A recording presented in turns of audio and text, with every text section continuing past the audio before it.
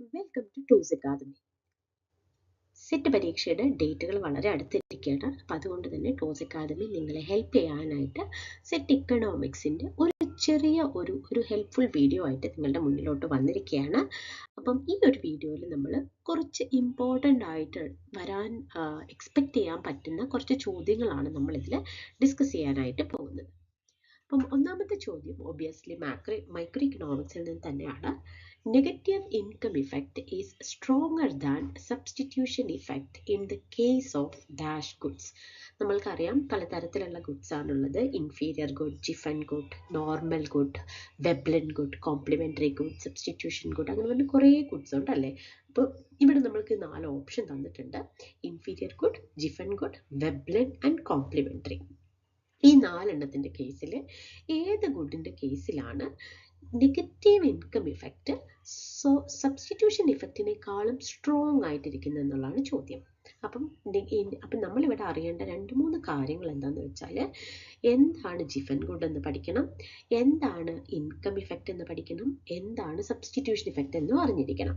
ഇപ്പം income effect എന്ന് പറഞ്ഞാൽ ഒരു സാധനത്തിൻ്റെ വില കുറയുമ്പോൾ നമ്മളുടെ റിയൽ ഇൻകം വർദ്ധിച്ച് അത് നമ്മളെ ആ ഒരു പ്രോഡക്റ്റ് കൂടുതലായിട്ട് മേടിക്കാൻ സഹായിക്കുന്നതിനെയാണ് നമ്മൾ എന്ത് പറയുന്നത്, ഇൻകം ഇഫക്റ്റ് എന്ന് പറയുന്നത്. അപ്പം അത് കൂടുതലായിട്ട് മേടിക്കുവാണെങ്കിൽ അത് പോസിറ്റീവ് എന്നും, കുറവാണ് മേടിക്കുന്നതെങ്കിൽ അത് നെഗറ്റീവുമാണ്.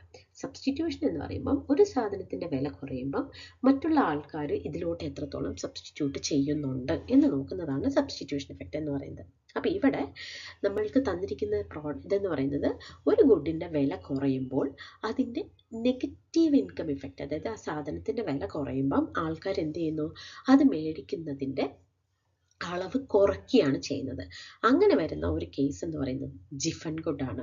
ജിഫൻ ഗുഡ് എന്ന് പറഞ്ഞാൽ ആൾക്കാർ എന്ത് ചെയ്യും, സാധാരണ അവരതായിരിക്കും മേടിക്കുന്നുണ്ടാവുക, പക്ഷെ അതിൻ്റെ വില കുറയുമ്പം അവർ ആ പ്രോഡക്റ്റ് വാങ്ങുന്നത് കുറച്ചിട്ട് ബാക്കി വേറെ പ്രോഡക്റ്റ്സ് മേടിക്കാനായിട്ടാണ് ശ്രമിക്കുക. ഓക്കെ.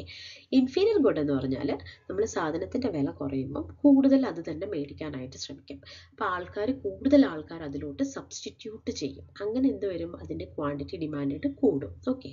അപ്പം ഇൻഫീരിയർ ഗുഡ് ആണെങ്കിൽ positive substitution effect is greater than negative income effect. പക്ഷെ ജിഫൻ ഗുഡ് ആണെങ്കിൽ negative income effect is greater than positive substitution effect. രണ്ടാമത്തെ ചോദ്യം കോപ്പ് ഡഗ്ലസ് പ്രൊഡക്ഷൻ ഫംഗ്ഷനിൽ നിന്നാണ്. Q is equal to AL raised to alpha K raised to beta. അങ്ങനെയാണെങ്കിൽ ആൽഫയുടെ value 2ഉം ബീറ്റയുടെ value 2 ആണെങ്കിൽ ഏത് ഇൻറ്റൻസിറ്റി ഓഫ് പ്രൊഡക്ഷൻ ആണെന്നാണ് നമ്മളുടെ ചോദ്യം.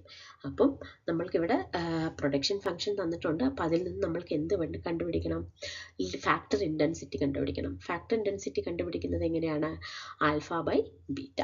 ആൽഫ ഇവിടെ എത്രയാണ്, 2. ആൽഫ ഏത് പ്രോഡക്റ്റിൻ്റെയാ, ലേബറാണ്. അപ്പം ലേബറുടെ ആൽഫയും ക്യാപിറ്റലിൻ്റെ ബീറ്റയും നമ്മൾ എന്ത് ചെയ്യുന്നു, ഡിവൈഡ് ചെയ്യുന്നു, 2/2. അപ്പം അത് 2. അപ്പം ഇതിവിടെ ഹൈ ആയിട്ടാണ് വരുന്നത്. അപ്പം വാല്യൂ വലുതായതുകൊണ്ട് തന്നെ നമ്മൾക്കിവിടെ എന്ത് പറയാം, അതായത് 2/1 എന്ന് പറയുമ്പോൾ 2 ആണല്ലോ, ഇറ്റ്സ് ഗ്രേറ്റർ ദാൻ 1 ആണ്. അപ്പം ഈക്വൽ ടു 1 ആണെങ്കിൽ അത് 2ആണ്, ലേബറും അല്ല ക്യാപിറ്റലും അല്ല, ഈക്വൽ ആണ്. 1ന് താഴെയാണെങ്കിൽ നമ്മൾക്കിത് ക്യാപിറ്റലാന്ന് പറയാം. പക്ഷെ ഇവിടെ 1ന് മുകളിലായതുകൊണ്ട് തന്നെ നമ്മൾ എന്ത് പറയുന്നു, ഇറ്റ് ഈസ് ലേബർ ഇൻറ്റൻസീവ്. കാരണം alpha is associated with factor labor. So this is labor intensive. ഇനി മൂന്നാമത്തെ ചോദ്യം, consider the following statements. Other things remain unchanged. The market demand for a good might increase if എല്ലാ തിങ്സും ഒന്നും വേറെ ഒരു ഫാക്ടറും change ചെയ്യുന്നില്ല. ഇപ്പോൾ ഒരു പ്രോഡക്റ്റിൻ്റെ വില കൂടുകയാണെങ്കിൽ എന്ത് സംഭവിക്കും എന്നുള്ളതാണ് ചോദ്യം. അപ്പോൾ ഇവിടെ നമ്മൾക്ക് 4 ഓപ്ഷൻസ് ഉണ്ട്, 4 ഇത് കൂടെ തന്നിട്ടുണ്ട്, സിറ്റുവേഷൻ തന്നിട്ടുണ്ട്. 1, price of X substitute increase. 2, price of X complement increase. 3, the good is an inferior good and the income of the consumer increases. 4, price falls.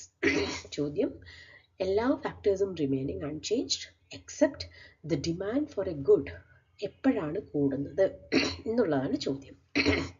അപ്പം ഈ 4 ഏതായിരിക്കും ഉത്തരം എന്നുള്ളതാണ് അറിയേണ്ടത്. അപ്പം ഒന്നാമത്തെ ഓപ്ഷൻ ആയിട്ടുള്ള 1 and 4 ആണ് നമ്മളുടെ കറക്റ്റ്.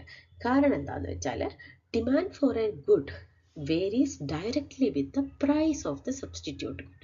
വേറൊരു പ്രോഡക്റ്റിൻ്റെ സബ്സ്റ്റിറ്റ്യൂട്ട് ഗുഡിൻ്റെ പ്രൈസ് കൂടിയാൽ ഇവിടെ എന്ത് ചെയ്യും? The demand four good will increase.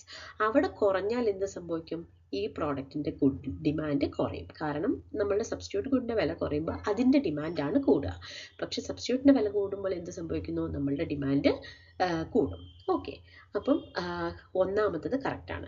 രണ്ടാമത്തത് കോംപ്ലിമെൻ്ററി ഗുഡ്. ഇപ്പോൾ കോംപ്ലിമെൻ്ററി ഗുഡും നമ്മളുടെ ഡിമാൻഡ് ഫോർ ഗുഡും തമ്മിലുള്ള ഒരു കാര്യം എങ്ങനെയാണെന്ന് വെച്ചാൽ, when the price of the good of that complements good decreases, then എന്ത് സംഭവിക്കുന്നു? Quantity demanded of one increases and the demand for the other increases. അതായത് കോംപ്ലിമെൻ്ററി എന്ന് പറയുന്നത് നമ്മൾ ഈ ബ്രെഡ്, ബട്ടർ, ഷൂ ലേസ് എന്ന് പറയുന്നത് ഒന്നിൻ്റെ വില കൂടുകയോ കുറയോ ചെയ്താൽ മറ്റേതിൻ്റെയും ക്വാണ്ടിറ്റി ഡിമാൻഡിൽ മാറ്റം വരും അല്ലേ? അപ്പം ഇവിടെ an increase in demand for car will leads to an increase in the demand for fuel.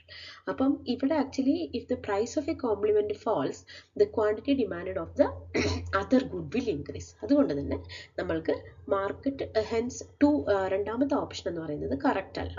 പിന്നെ മൂന്നാമത്തത് inferior good. Inferior good refers to an item, നമ്മൾ ഒരു ആളുടെ ഇൻകം കൂടി കഴിഞ്ഞാൽ they prefer to buy very less product. So ഈ ഒരു കേസിൽ കൺസ്യൂമറുടെ ഇൻകം കൂടുമ്പം they tend to decrease the purchase of the inferior good കുറയുകയാണ് ചെയ്യുന്നത്. അപ്പോൾ അതുകൊണ്ട് തന്നെ അതും അതിൻ്റെ ഓപ്ഷനല്ല.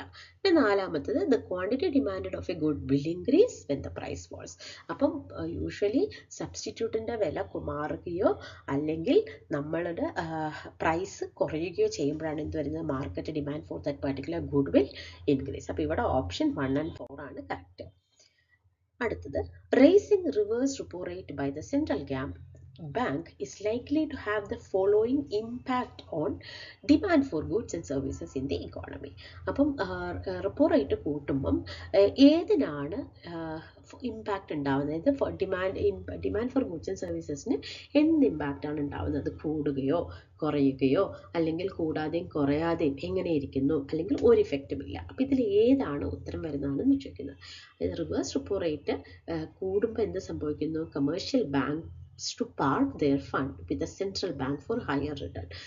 Reverse repo rate കൂടുമ്പം bank has to deposit more money in the RBI to get more return.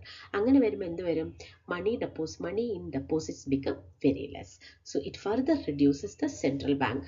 അപ്പം എന്ത് സംഭവിക്കുന്നു? റിവേഴ്സ് റിപ്പോ റേറ്റ് കൂടിക്കഴിയുമ്പോൾ bank will increase their deposit in the RBI, so that in turn will reduce the money available in the economy. So അങ്ങനെ വന്നു കഴിയുമ്പോൾ there will be a fall in the demand for goods and services in the economy. അടുത്തത് arithmetic mean of 100 items is 34. പക്ഷെ ആ calculate ചെയ്യുന്ന സമയത്ത് നമ്മൾ മൂന്ന് വാല്യൂസ് 118, 70 and 19 നമ്മൾ എന്ത് ചെയ്തു? റോങ്ലി 180, 17 and 90 ആയിട്ട് എടുത്തു. അങ്ങനെ വരുമ്പോൾ നമ്മളിത് കറക്റ്റായിട്ട് എങ്ങനെ കണ്ടുപിടിക്കും എന്നുള്ളതാണ് ചോദ്യം. അപ്പം ഇത് കണ്ടുപിടിക്കാനുള്ള ഫോർമുല എന്ന് പറഞ്ഞാൽ നമ്മൾ ആദ്യം കണ്ടുപിടിച്ച മീൻ എടുക്കുക, 34. നമ്പർ എത്രയാണ് വരുന്നത്? 100. ഓക്കെ, 100 ഐറ്റത്തിൻ്റെ നമ്മൾ 34 റോങ്ലി ആണ് കണ്ടുപിടിച്ചിരിക്കുന്നത്. ഇനി ഇവിടെ ചെയ്യേണ്ടതെന്ന് വെച്ചാൽ മീൻ ഇൻറ്റു നമ്പർ ചെയ്ത് കഴിഞ്ഞാൽ നമ്മൾക്ക് ടോട്ടൽ വാല്യൂ കിട്ടും അല്ലേ? അപ്പം ഇവിടെ നമ്മൾ റോങ് ആയിട്ട് കണ്ടുപിടിച്ച 3400 ആണ്. അപ്പം അതിൽ നിന്നും നമ്മൾ എന്ത് ചെയ്യണം? ഈ 3400ൻ്റെ കൂടെ കറക്റ്റ് നമ്പർ വെൻ ആഡഡ്, അതായത് 118, 70 and 90 നമ്മൾ ആഡ് ചെയ്യുമ്പോൾ എങ്ങനെ കിട്ടും? 3607 കിട്ടും. ഈ 3607ൽ നിന്നും നമ്മൾ എന്ത് ചെയ്യുന്നു? സബ്ട്രാക്ട് ദ റോങ് നമ്പർ, അതായത് 180, 17 and 90. അപ്പം നമ്മൾക്ക് ആ ഒറിജിനൽ നമ്പർ കിട്ടും. എന്നിട്ട് അത് വെച്ചിട്ട് നമ്മൾ എന്ത് ചെയ്യണം? മീൻ കാൽക്കുലേറ്റ് ചെയ്യുകയാണെങ്കിൽ you will easily get the original mean. Okay, so ഇത്രയാണ് നമ്മൾ ഈ ഒരു വീഡിയോയിൽ ഡിസ്കസ് ചെയ്യുന്നത്. Thank you.